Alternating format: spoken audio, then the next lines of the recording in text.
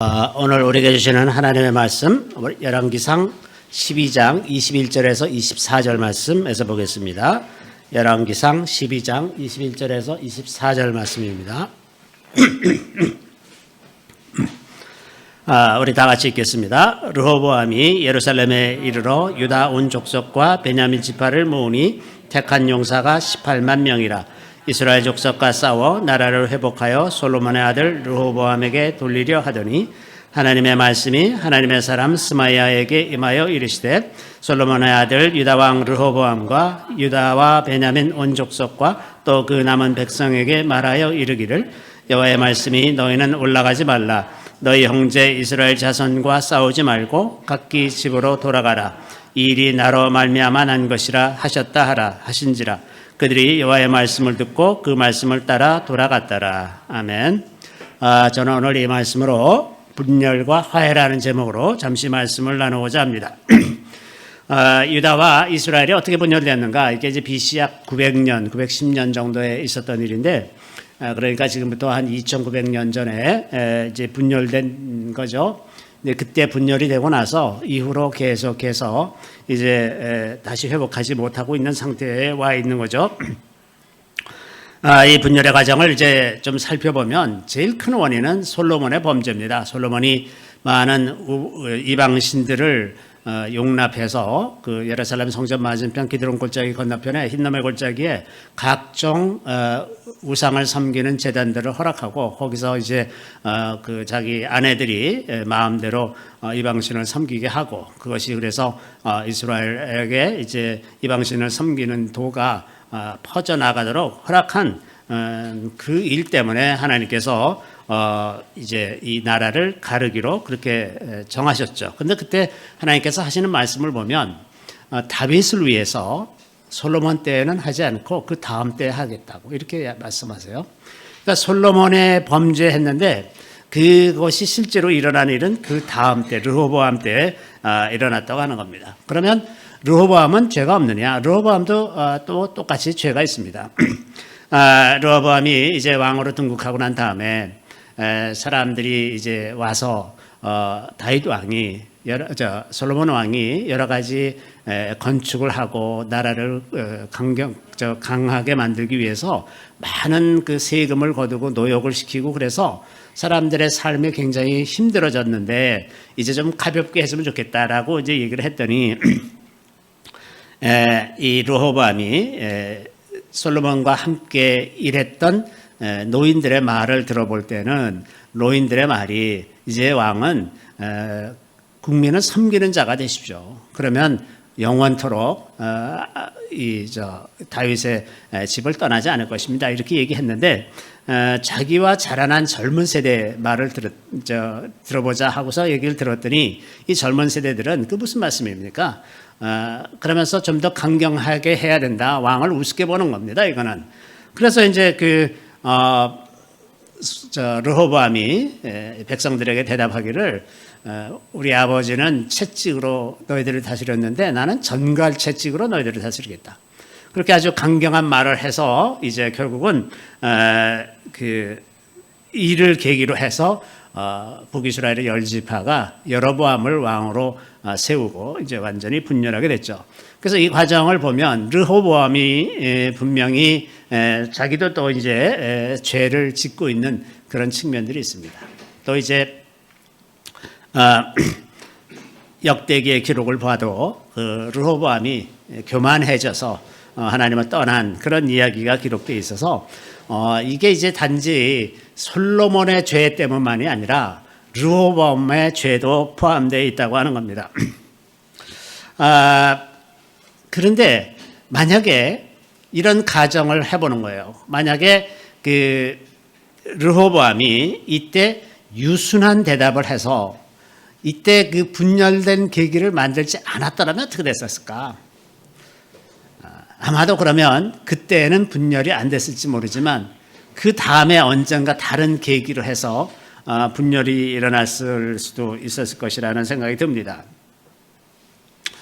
우리가 좀 이런 그 좋지 않은 일이 일어날 때, 인간에게 좋지 않은 일이 일어날 때 그것이 어떤 과정을 거치는지에 대해서 좀 이해를 할 필요가 있습니다. 첫 번째는 하나님의 징계는 하나님께서 직접 내리시지 않는다는 것을 이해할 필요가 있습니다. 언제나 사람의 죄가 있고 그 죄를 참소하는 하나님 앞에서 우리의 죄를 참소하는 사탄의 세력이 있다는 것. 그래서 그 사탄의 세력이 하나님 앞에 참소할 때 하나님께서 판결을 내리시기를 그렇게 해라 해서 이제 재앙이 우리에게 오기 시작한다고 하는 겁니다. 그래서 이 이스라엘의 분열이라고 하는 이 과정도 이 아주 하나님께서 직접 어떤 것을 내리시는 것이 아니라 르호보암의 죄를 통해서 그것이 우리에게 들어온다고 하는 겁니다. 죄를 통해서 예정되어 있던 재앙이 내려오게 된 거예요. 그러니까 솔로몬 때문에 그 형벌이 예정되어 있었는데 그 형벌이 실제로 닥치게 된 것은 그 후대에 르호보암의 죄를 통해서 그렇게 됐다고 하는 거죠. 이런 그 메커니즘을 우리가 좀 이해할 필요가 있습니다. 그래서 하나님의 징계라고 하는 것이 이 사람의 죄를 통로로 삼고 있다는 것을 알 수가 있습니다. 또 이제 조금 더 생각해 보면 솔로몬이 이제 가장 중요한 죄를 졌는데 그거에 대한 형벌이 그 다음 때에 왔다는 거예요. 이제 우리는 성경의 기록을 봤기 때문에 이게 솔로몬의 죄 때문에 이렇게 됐다라고 이해를 하지만 그 당대에 사는 사람들 입장에서 봤을 때는 그것을 알 수 없는 경우가 많죠. 가령 우리들도 우리의 조상들이 어떤 일을 했는지 알 수가 없습니다. 조상들에 관한 이야기를 후대에 전해줄 때 조상들이 한 잘못에 대해서 얘기해 주는 집안은 거의 없을 겁니다. 조상들이 다 좋은 일을 하고 훌륭한 사람이었다고 가르치지 조상들이 이런저런 일을 좋지 않은 일들을 했다고 가르치지는 않거든요.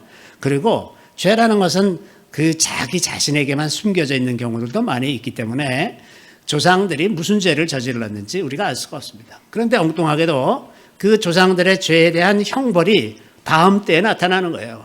그러면 사람은 생각하기를 하나님은 도대체 이해할 수 없는 분이다.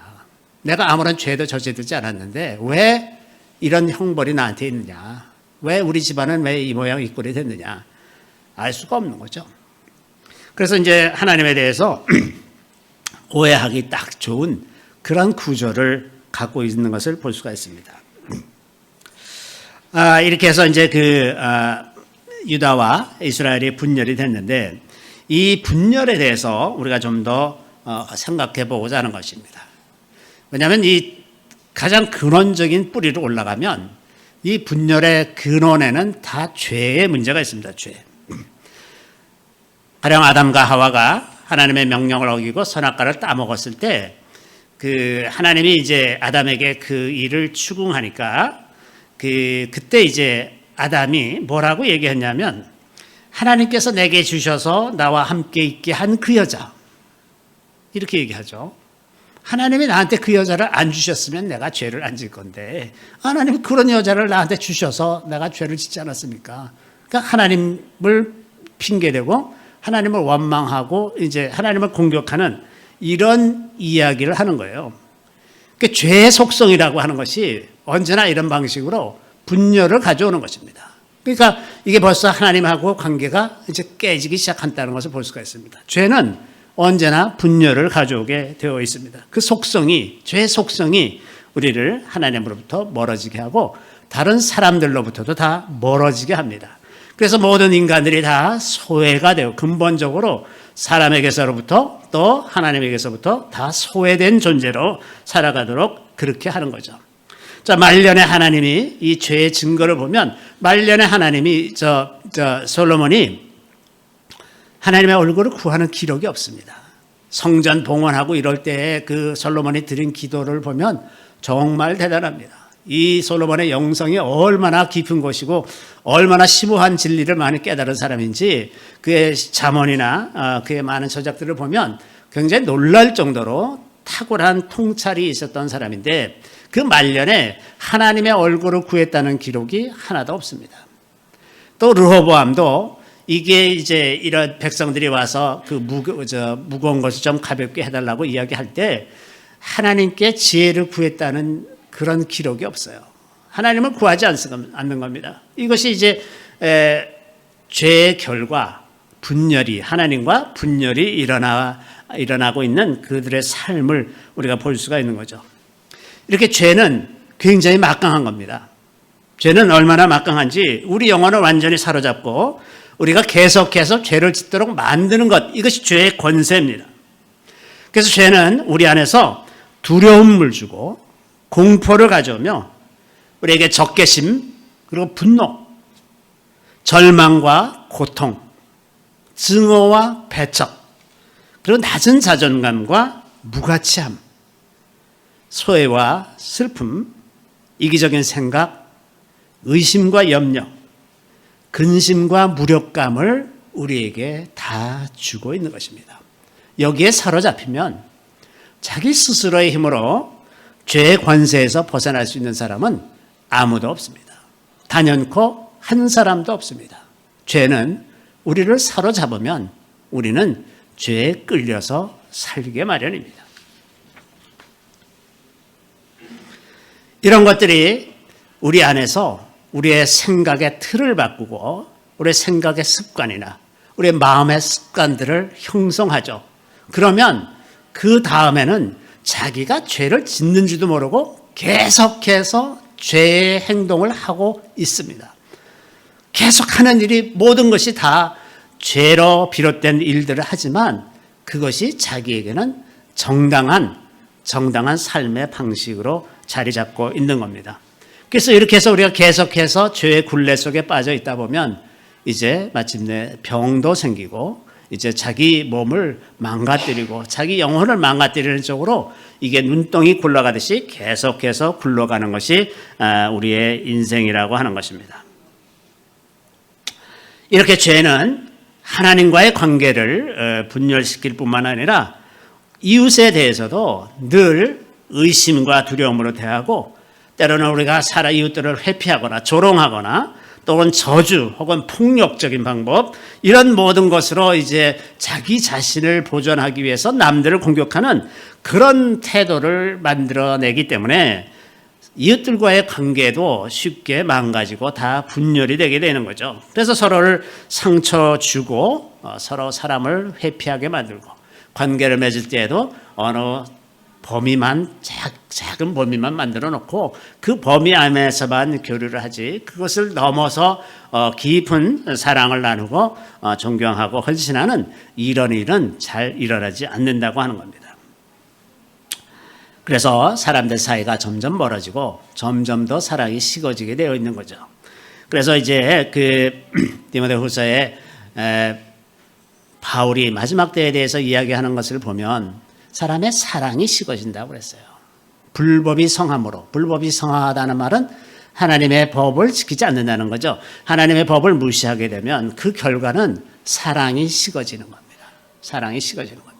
사람 사이에 교류가 적어지고 점점 더 사람들은 소외된 상태에서 살아가는 그런 상태가 된다고 하는 겁니다.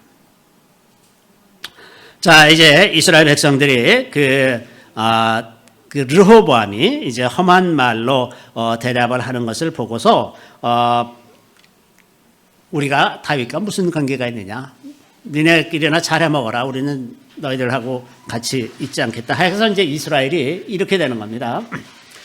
열왕기상 12장 16절인데 온 이스라엘이 자기들의 말을 왕이 듣지 아니함을 보고 왕에게 대답하여 이르되 우리가 다윗과 무슨 관계가 있느냐? 우리가 다윗과 무슨 관계가 있느냐? 다윗의 집안하고 우리가 무슨 관계가 있느냐? 우리의 핏줄도 아니지 않냐? 우리가 다윗과 무슨 관계가 있느냐? 이세 아들에게서 받을 유산이 없도다. 자, 받을 유산이 없도다.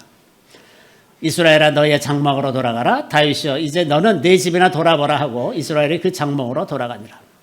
자, 이스라엘 백성들이 우리가 다윗과 무슨 관계가 있느냐? 이렇게 말하고 있어요. 또 다윗에게서 더 이상 얻어먹을 게 없다. 다윗에게서 받을 유산이 없다. 자, 이제 끝나자. 우리는 여기서 끝내자. 이렇게 말하고 있는 거죠. 그런데 조금 더 곰곰이 생각해 보면 이 순간 이스라엘 백성들 마음속에서 하나님이 완전히 지워지고 있다는 것을 볼 수가 있습니다. 이스라엘이 강성한 나라를 이루고 그 부귀영화를 누리는 그런 시대를 살 수 있었던 것은 다윗의 역할입니다. 다윗이 하나님의 마음에 합한 다윗이 있었기 때문에 주변 모든 민족들을 다 제압하고 평화롭게 살 수 있었어요. 그런데 이제 와서 우리가 다윗과 무슨 관계가 있느냐? 다윗에게서 받아먹을 게 더 없지 않느냐? 이제 끝내자. 받아먹을 거 다 받아먹었으니 이제 끝내자. 뭐 이런 마음이죠.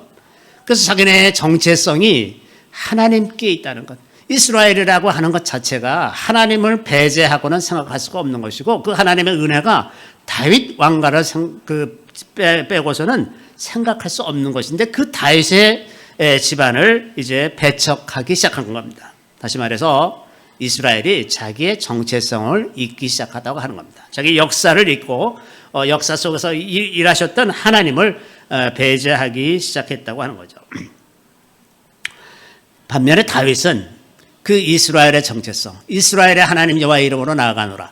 그 다윗은 그 이스라엘의 정체성, 하나님의 백성으로서의 이스라엘의 정체성에 가장 충실한 왕이었고 그래서 크게 나라를 부강하게 만들었는데 그 정체성을 이 후손들이 이제 거부하기 시작한다고 하는 겁니다.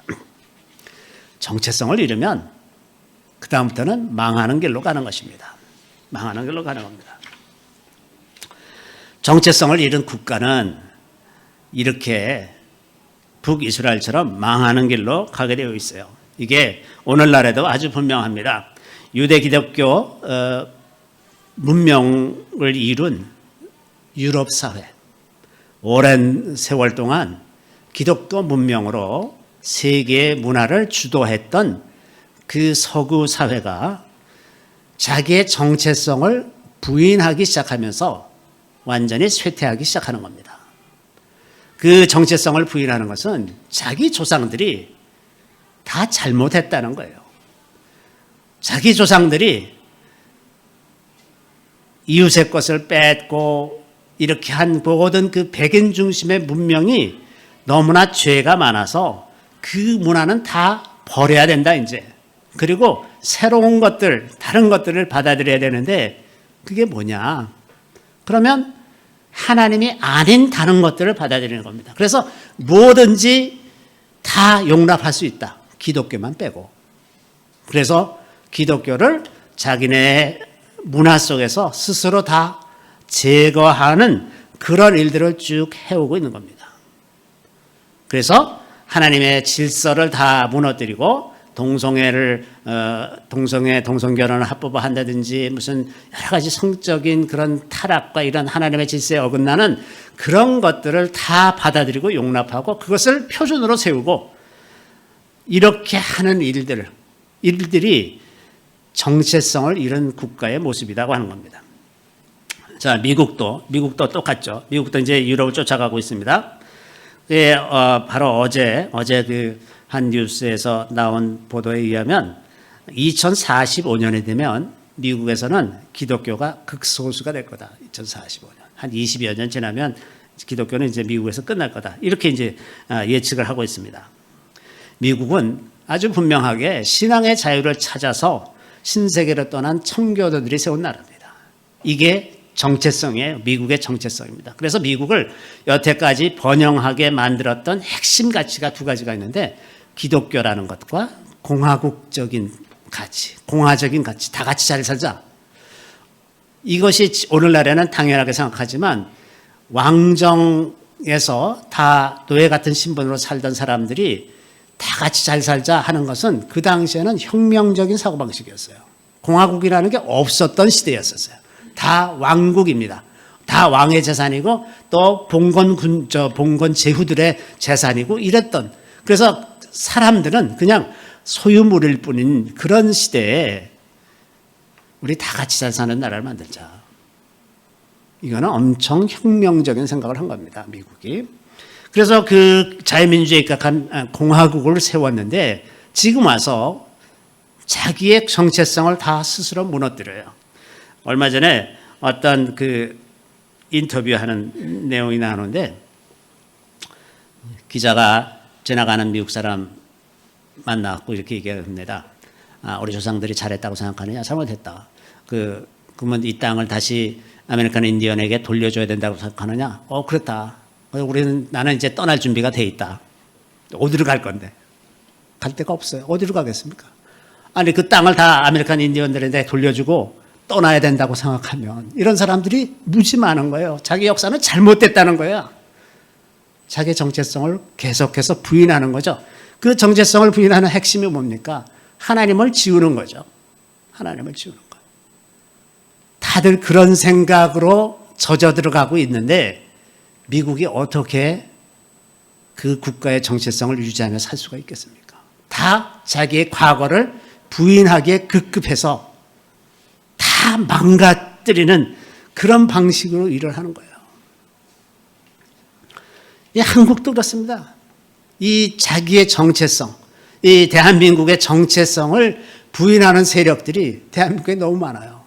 대한민국은 태어나지 말았어야 하는 국가다라고 믿는 사람들이 얼마나 많은지 몰라. 얼마나 한심한 생각을 하고 있는지 몰라요. 그러면 대한민국이 태어나지 말았으면 김일성 집단만 있었어야 되느냐. 저 모든 국민을 노예로 삼고 처참한 지경으로 만들어 놓은 그 김일성 집단만 살아남았어야 되는 거냐. 어떻게 그런 생각을 하는지 도대체 이해할 수가 없는 그런 일들이 대한민국에서도 계속 일어나고 있죠. 그래서 이 나라의 기초를 세우고 이 나라를 번영으로 이끈 참다운 지도자들, 정말 귀한 지도자들을 얼마나 저주하고 그들을 핍박하는지 알 수가 없습니다. 저 강원도 고성에 가면 이승만 별장이 있습니다. 이승만 별장. 이승만 대통령의 그 기념관이에요. 그게 기념관. 건국 대통령, 자유민주에 입각한 시장경제 체제로 이 나라를 세운, 그것도 이승만 대통령이 아주 젊었을 때부터 미국이 번영하는 핵심적인 원인이 이거구나. 그걸 깨닫고 그 제도를 이 한국에 도입해서 그 기초를, 국가의 기초를 세운 사람이에요. 그런 사람의 기념관이 강원도 고성 산골짜기에 처박혀 있습니다. 이게 대한민국 국민의 수준이에요. 이승만을 얘기하면 독재자 핏대로 올립니다. 근데 저주받아야 되는 독재자들은 부패한 독재자들이에요. 자기 이익을 위해서, 자기 사리사욕을 위해서 권력을 사용하고 자기를 축제한, 오늘날 제3세계 많은 국가들의 지도자들을 보면 얼마나 부패했는지 모릅니다. 다 부패한 것이 문제야. 독재가 문제가 아니라 부패가 문제입니다. 부패. 똑똑한 지도자는 오래 해도 돼요. 미국에는 그 대학교 총장이 한 번 되면 죽을 때까지 하는 데가 많아요. 그렇다고 미국이 민주주의국가가 아니냐? 아닙니다. 좋은 지도자는 만나기 참 힘든 법입니다. 여러분 평생 살아도 좋은 지도자를 한번 만날 수 없을 경우가 많이 있어요. 좋은 지도자는 너무나 귀한 겁니다. 오래 하는 것이 중요한 것이 아니라 부패하지 않으면 되는 거예요. 근데 우리는 독재 자체가 무슨 가장 큰 죄인 것처럼 생각하는데 그럴 만한 사람이 없으면 오래 하면 어떻습니까? 괜찮아요. 부패하지 않으면 됩니다. 그래서 이 나라를 이렇게 번영한 나라로 이끌고 금년에 저는 이제 처음에 직장생활 할 때부터 방위산업에 관련된 직장생활을 많이 했어요. 그래서 방위산업에 관심이 참 많이 있었는데 금년에는 제가 아주 감동 속에 삽니다. 어떻게 이 나라가 전투기를 생산해서 수출하는 나라가 되었나. 저는 그 옛날의 스토리를 압니다. 그 70년대 후반에 어떻게 해서 비행기를 만들겠다고 결심을 하고 그 무모한 일을 했는지 그 당사자를 제가 잘 알아요. 도대체 저게 가능한 일인가라고 의심을 했었는데 그 바탕 위에 전투기를 만들어서 판다니 이게 도대체 세상에 어떻게 우리나라가 이런 나라가 됐나. 기가 막힙니다. 제가. 이렇게 그 번영을 이끈 그 수고와 헌신을 무시하고 저주하고 이러는 나라가 망하지 않을 수가 있겠습니까? 망하죠. 망합니다. 서구가 그런 것처럼 자기 정체성을 부인하는 그런 나라가 어떻게 안 망하겠습니까? 심지어는 대통령이라고 하는 사람이 수천만 명을 죽인 모택동을 가장 존경한다고 말하는 이런 나라가 이게 무슨 나라입니까? 아니, 모택동을 존경하면 자기 국민을 모택동처럼 마구 인권을 짓밟고 죽이고 이러겠다는 뜻 아닙니까? 도대체 이 사람들은 지혜도 없고 지식도 없고 용기도 없고 그저 할 줄 아는 것이 선동하고 거짓말, 술수 이런 것으로 국민들을 이렇게 저렇게 휘둘러서 정말 짐승같이 이 나라를 망치는 쪽으로 가는 그런 일들이 일어나고 있는 거죠. 이게 우리나라뿐만이 아니라 보편적인 이야기입니다. 보편적인. 유럽이 그렇게 돼가고 있고 미국이 그렇게 돼가고 있고 대한민국도 그렇게 돼가고 있는데 겨우 지금 그 흐름을 바꾸고자 발버둥을 치고 있는 겁니다. 이런 그 무너뜨리는 이 하나님을 대적하고 인류 문명을 무너뜨리는 이 좌파, 오늘날의 좌파의 세력들은 다 이런 성향, 공통된 성향을 가지고 있는데 이들의 핵심 동기는 유토피아적인 세계관입니다. 인류는 이러이러한 이상향을 만들 수 있을 것이다 라고 일단은 전제를 해요. 그러면 그것을 이루는데 뭐가 잘못됐는가 라고 생각을 해보니까 이거는 생산수단을 다 일부 소수의 부유한 자들이 다 독점해서 그렇다. 그럼 생산수단을 뺏어서 나눠줘. 어떤 사람들은 이거는 부자들이 세금을 적게 내기 때문이다. 부자들 세금 다 걷어봐라. 그러면서 다 국민들 나눠줘봐. 그럼 다 잘 살 수 있어. 자, 그러면 그걸 다 나눠서 뺏어서 다 나눠줘요. 자, 이렇게 그 유토피아적인 세계관을 갖고 그 관점에서 현재의 문제를 바라보기 시작하면 어떤 특정한 몇 개의 문제가 생긴단 말이죠. 그게 보여. 그러면 그거를 집행을 해버려. 그러면 망가지는 겁니다. 왜? 유토피아란 없기 때문에 그래요. 조금 나은 사회는 만들 수가 있지만 이상적인 사회는 만들 수가 없습니다. 왜냐하면 근본적으로 사람은 죄에 사로잡혀 있기 때문에 그래요. 그래서 그런 유토피아적인 사상을 가지고 소련이 70여 년은 실험을 했고 또 많은 나라들이 그런 좌파적인 실험을 했다가 다 망했잖아요. 왜? 그들이 다시 그 부패한 사람들이 되기 때문에 그래요. 왜? 그 근원에 인간 내면에 있는 죄의 문제를 해결하는 그런 지도자는 아무도 없기 때문에 그렇습니다. 자, 우리가 르호보암의 사건에서 한 가지 더 생각해 볼 것은 이 세대 간의 분열의 문제입니다. 르호보암이 이제 선왕을 모셨던 부하들하고 얘기하는 것, 그리고 또 자기와 동일하게 자라났던 그 새로운 세대하고 이야기할 때 불을 보듯 뻔하죠. 어느 시대나 세대 간의 갈등이 있어요. 다 노인들은 젊은 세대에 대해서 요즘 세대는 버릇없다. 그렇게 얘기하는 거고 그 젊은 세대는 그 앞선 세대에 대해서 고리타분하고 보수 꼴통 같은 생각만 하고 앉았다고 맨날 그래요. 그게 이집트에서 발견된 4,000년 전의 문서에도 똑같이 그런 내용이 있다고 그래요. 요즘 세대는 버릇이 없어. 이런 얘기가 똑같이 4,000년 전에도 있었다고 그래요. 그러니까 이런 근본적인 갈등은 어쩔 수 없이 계속 존속하는 겁니다. 그런데 이 세대 간의 갈등을 해소하려는 노력에 관한 문제, 이 문제를 조금 더 생각해 보려고 하는데 이 세대가 공유하는 문화적인 차이가 갈등을 더 키울 수도 있고 줄일 수도 있고 그렇습니다. 그래서 각 세대 간에 자라나면서 경험한 문화가 세분화되면 될수록 세대 간의 갈등이 더 많아져요. 서로 이해를 못해. 서로를 공유할 수 있는 그런 문화나 가치관이 없기 때문에 그렇습니다. 이런 현상이 점점 더 심해지잖아요. 그래서 요즘에는 1년마다 세대차가 난다 이런 식의 얘기까지 할 정도로 조금씩 차이 나는 것들이 계속 증폭이 되다 보니까 이제 그래서 세대 간의 갈등을 줄이는데 제일 중요한 거는 역사 인식입니다. 역사 인식. 역사를 어떻게 이해하느냐. 제가 좀 아까 말씀드린 것처럼 유럽이 자기 역사를 부인하고 가르치질 않아요. 가령 뭐 셰익스피어 같은 문필가 이런 정말 그 고전 문학 같은 것들은 물론 비단 영국뿐만 아니라 다 인류가 공유할 정도의 가치가 있는 것들입니다. 정말 좋은 것들이 많이 있습니다. 그런데 그런 것들을 안 가르쳐요. 왜? 자기 조상들의 거기 때문에.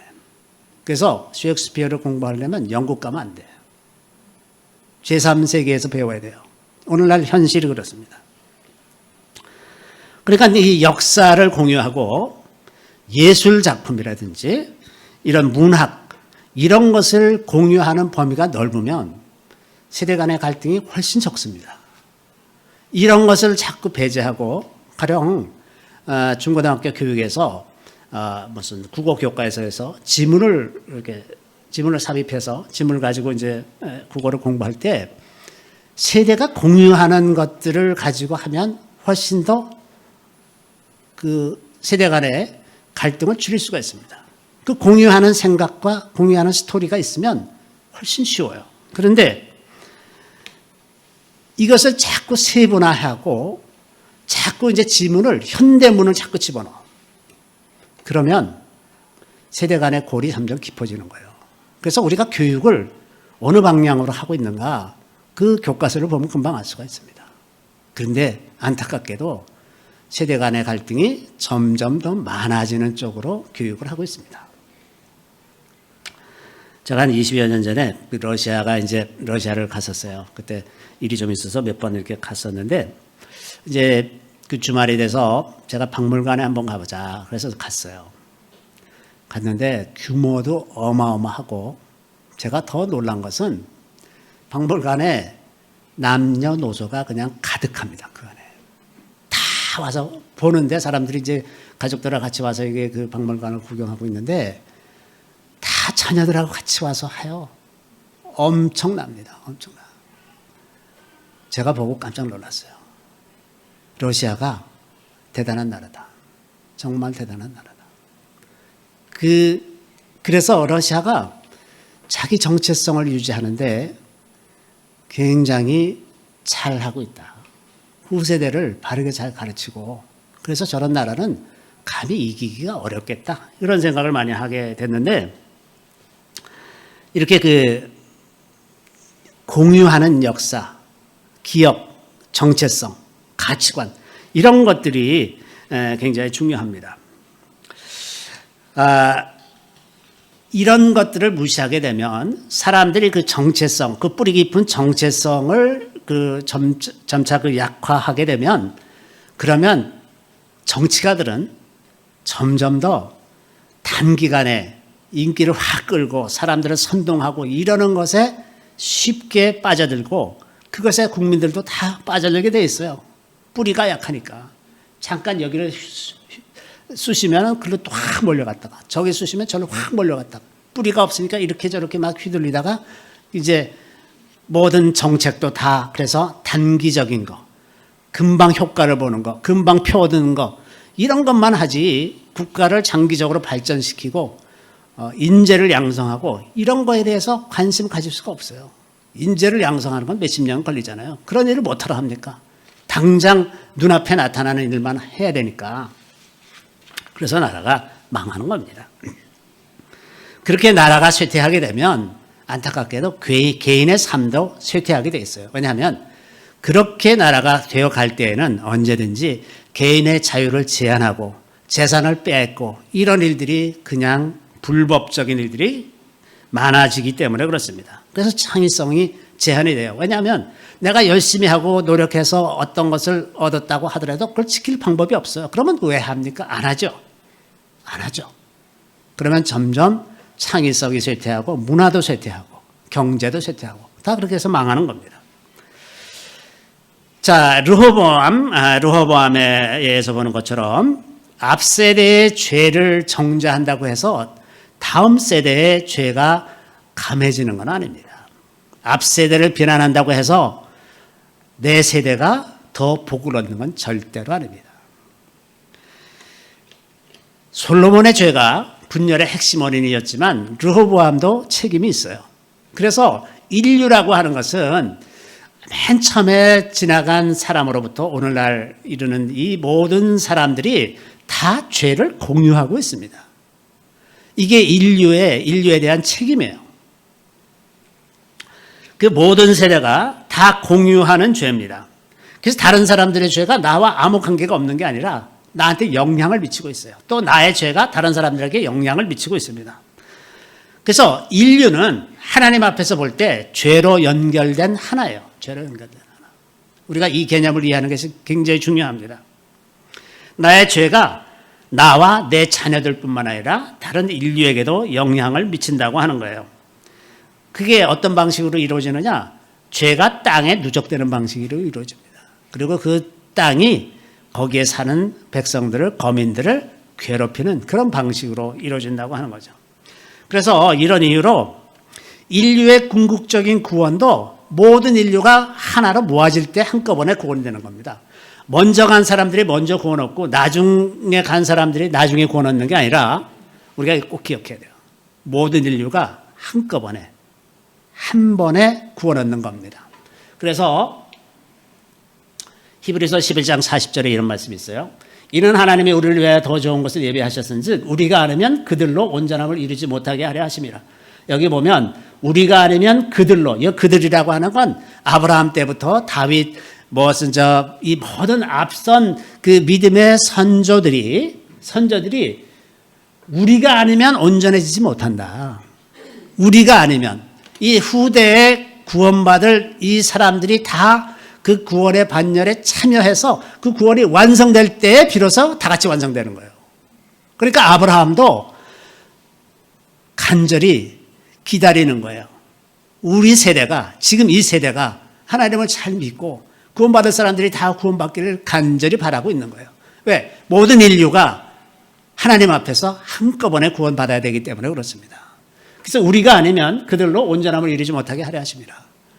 죄가 모든 인류에게 퍼지는 것처럼 구원도 모든 인류에게 동일하게 이루어진다고 하는 것입니다. 자, 그래서 우리는 이 죄의 굴레에서 도대체 벗어날 수 없는 멸망의 길로 달려가고 있는 그런 시대에 살고 있습니다. 자, 그런데 하나님께서 이 일에 대해서 미리 다 정하셨어요.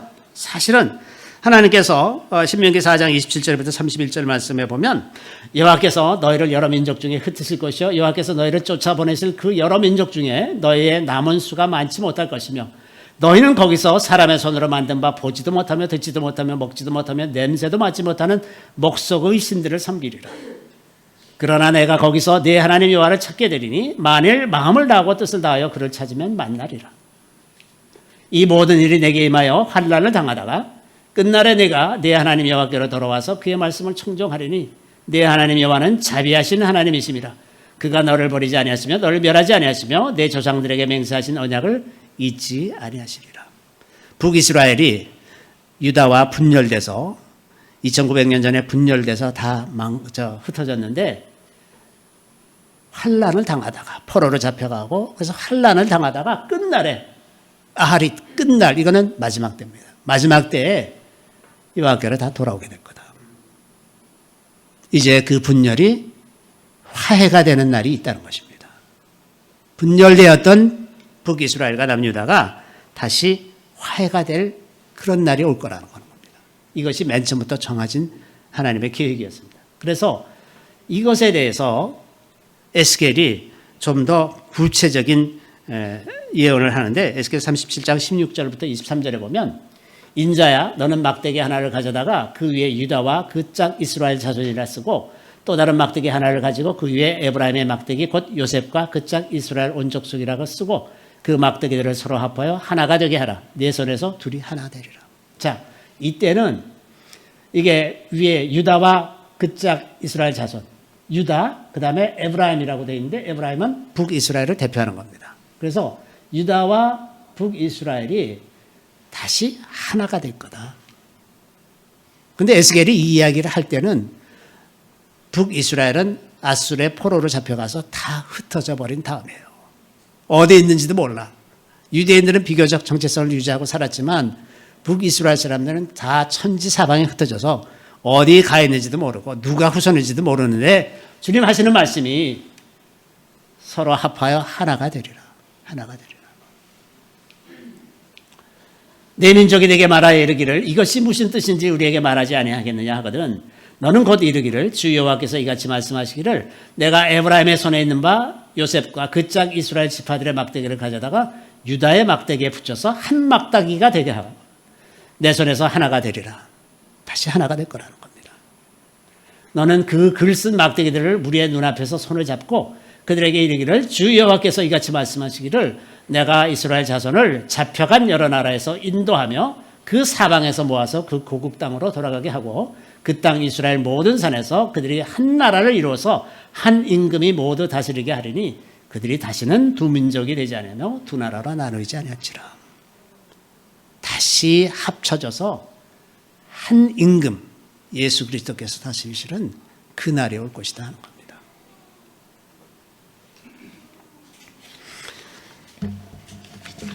그때 하나님께서 이런 말씀을 하죠.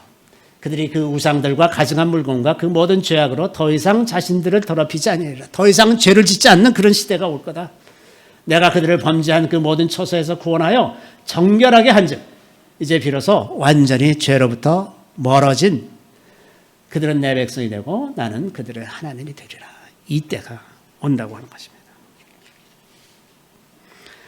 또 이 세대 간의 장벽도 이제 마지막 때에 다시 회복된다는 것을 요엘서 2장 28절부터 32절에 이렇게 되어 있습니다.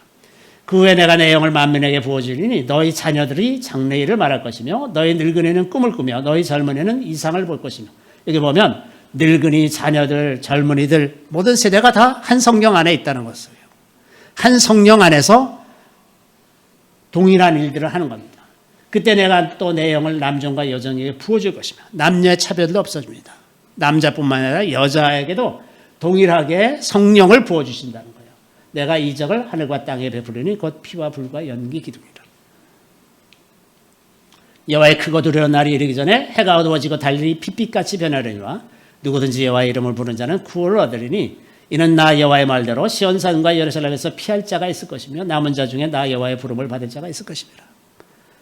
마지막 때 남은 자들, 하나님의 구원에 속한 그 사람들이 성령 안에서 하나가 될 것이라고 하는 것을 말씀하고 있습니다. 그래서 또 말라기서에는 보라 여호와의 크고 두려운 날이 이르기 전에 내가 선지자 엘리야를 너에게 보내리니 그가 아버지의 마음을 자녀에게로 돌이키게 하고 자녀들의 마음을 그들의 아버지에게 돌이키게 하리라. 돌이키지 않으면 두렵건대 내가 와서 저주로 그 땅을 칠까 하노라. 아버지의 마음이 자녀에게, 자녀의 마음이 아버지에게 세대가 다시 화합하는 거죠. 마지막 때 성령이 임하시면 세대가 다시 성령 안에서 화합이 돼서 하나가 된다고 하는 겁니다. 이게 마지막 때에 이루어질 일들이에요. 지금은 극심하게 분열과 갈등이 조장되고 그것을 이용하는 악한 세력들이 넘쳐나는 시대에 있지만은 이제 하나님께서 세대를 화합시키고 인간들 사이의 갈등을 화해시키는 그 시대가 오고 있다는 거죠. 그래서 사도 바울이 에베소에 보면 이렇게 얘기합니다. 하늘에 있는 것이나 땅에 있는 것이 다 그리스도 안에서 통일되게 하려 하십니다. 모든 인류가 그리스도 안에서, 모든 피조물이 그리스도 안에서 하나로 통일되는 그 시대를 향해서 지금 우리가 가고 있다고 하는 것입니다. 그래서 죄는 우리를 분열시키고 모든 갈등을 촉발하고 있지만은 하나님의 계획은 그 모든 죄를 뛰어넘어서 예수 그리스도 안에서 성령으로 하나가 되어서 이 모든 죄를 이제 벗어나서 사는 그 시대를 바라보고 살아간다고 하는 겁니다. 그래서 지금 이 시대를 살아가는 것이 우리가 너무나 마음 아프고 힘들고 고통스러운 그런 과정을 겪고 있지만 우리에게 이러한 소망이 있음으로 말미암아 지금 이 시대를 넉넉하게 이기면서 살아나갈 수 있기를 바랍니다. 잠시 기도하겠습니다. 할렐루야. 우리 주님을 찬양합니다. 주님께서 만세전부터 우리에게 한 계획을 세우시고 그 구원의 역사를 이루셔서 이제 그 구원의 마지막 때를 향해서 달려가고 있는 것을 주님 감사드립니다. 세상이 심히 큰 어두움 가운데 빠져들고 있고 좀 말할 수 없는 고통과